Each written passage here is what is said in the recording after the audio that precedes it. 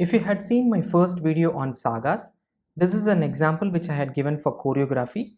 In this new series, we are going to try converting this into a proper architecture and deploy this into a AWS environment so that we can create an end-to-end system using which we can create orders and use sagas to understand how complicated a microservices environment becomes when you're using sagas.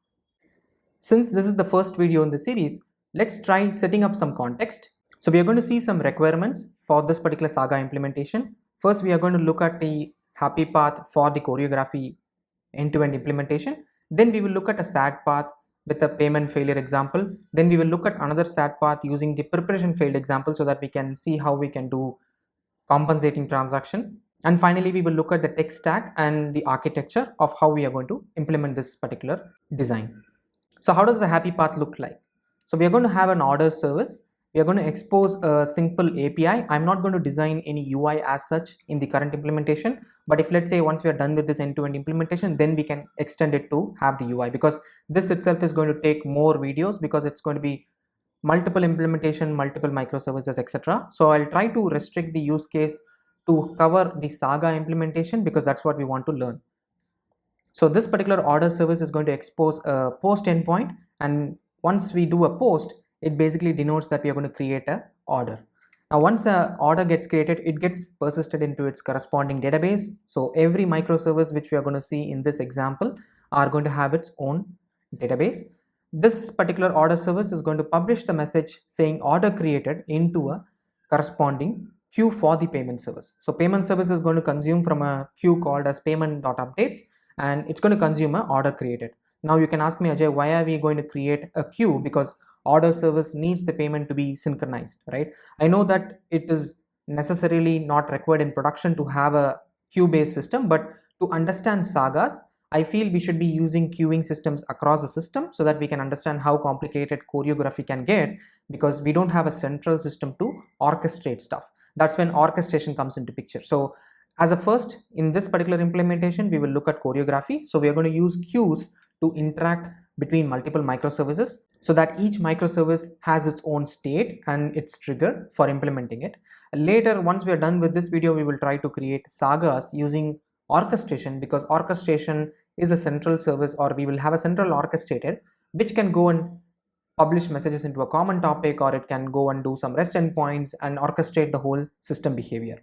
So that's why I'm not having a synchronous messaging system between the order service and the payment service. So in reality, we may not have a system with queuing system, but still at least you can implement sagas with this, right? That's the whole idea of the use case. So don't complain that, oh, why we are just violating the whole system design and things like that. So we are trying to learn sagas, and obviously to learn sagas, we will have to tweak our use case so that we can adapt to the saga pattern. So that's why I'm using a queue here.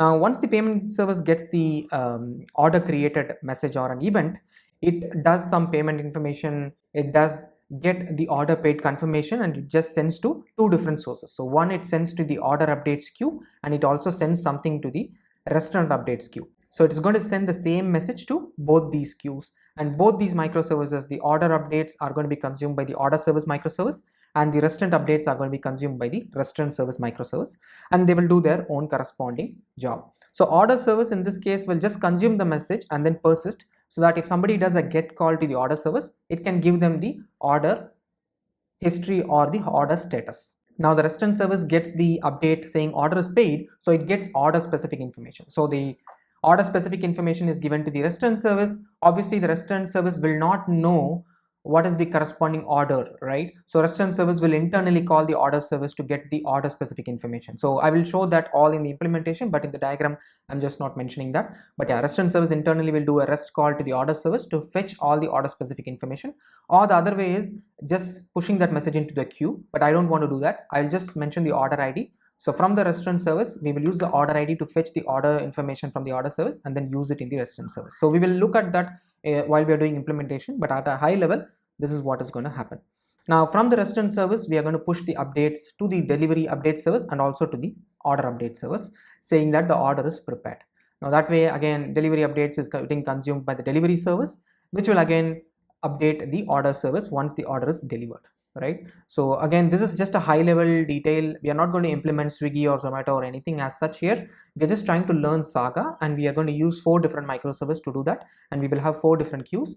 We have different events or different states using which we are going to interact within the system, and we will also look at how to code them. So it's easy to put that into a system design diagram like what I did in the Zomato system design diagram video, but still in reality we will have to implement these, right? So we will try to implement this happy path first, and then we will transition into other use cases later on. There is also going to be one more endpoint called the get endpoint, using which you can track the status of the order. Since all the updates are sent to the order service back, you can easily get the message from the order service saying what is the current state. So the UI can get message on where is the order status or where is it stuck and things like that using the get message. So that's the whole idea of the get service. That's it. So this is what we are going to design in this whole series. Now looking at the SAD path, we are going to look at a payment failure scenario. So the first scenario is basically order gets created and then it gets pushed into the payment service. From there, imagine that we are going to simulate a payment failed scenario. As a part of the payment failure, this is a straightforward scenario because the payment service was going to just like that send a message to the order updates, and order service is going to consume it directly and it's going to fail the order. So there is no need of compensating transactions because it has not proceeded to the restaurant, etc. Right? So it's just that the payment failed, so nothing happened. So you did not get any payment detection or things like that, right? So let's assume that. So that way it's a straightforward SAD path. Now the next scenario is what happens if the restaurant defaults or the restaurant preparation failed, or if the restaurant did not even accept your order, right? In that case, what will have to be done is once the restaurant failure information goes back to the order service needs to now do the refunding, right? So obviously we will have to trigger a refund. Now order service can do that, or we can even have the payment service listen to the same updates and then do that, right? Either you have a common service or a common queue where every message is getting listened by every service. That is one way of doing it. So that way you don't do choreography, but then you do orchestration with a single queue, right? Where you chuck all these queues and then have a singular queue, and then every microservice consumes from the same queue and then you can process them. So that is also possible. That is one another way of implementing, but I'm not going to do that, right? I'm just showing you with a different queue, so that way it is straightforward. But if let's say you're trying a different model, you can chuck all these multiple queues and have a single queue and have all the microservice consume from the same queue, right? That way you should also have duplicate messages. Basically you should have messages specific to every microservice, so that way you will have the same message getting replicated to all your microservices, or else you will miss messages, right? So right now I'm not going to do that logic here, so I'm having a straight point-to-point queues.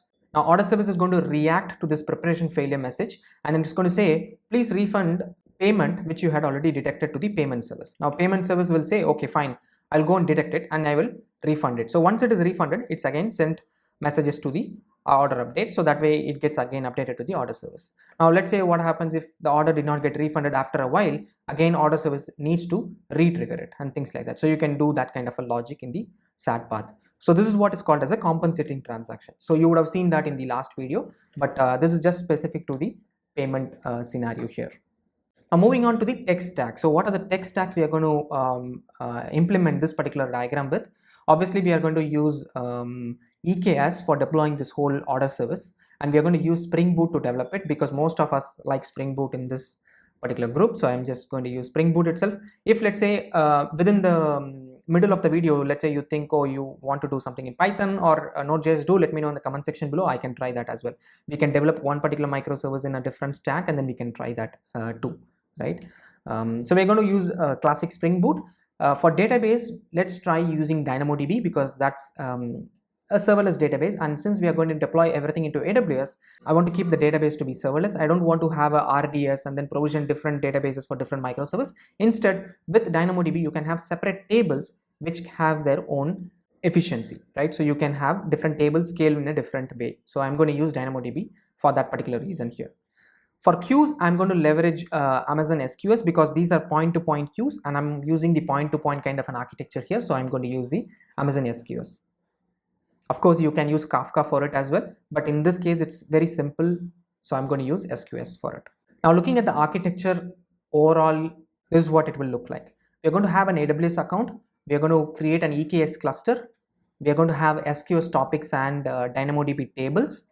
We are going to deploy, for example, order specific implementation, we need an order service which will be deployed as a container in EKS, which is going to be a Spring Boot application.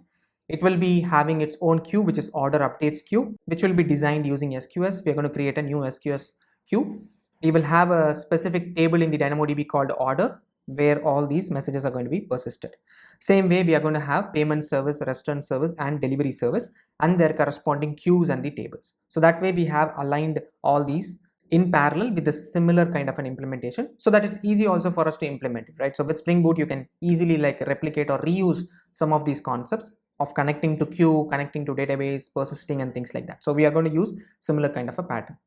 So in the next video, we are going to start off by creating an order service, connecting it to the corresponding SQS topic, and also persisting some data into the order database. So this series is going to run for a while, but parallelly I will try to do other videos. Some of you had requested some of the videos. If you think you have some topic which is like not covered in the channel, do let me know in the comment section below. I can try covering in between these implementations, because not everybody is going to like implementation kind of videos.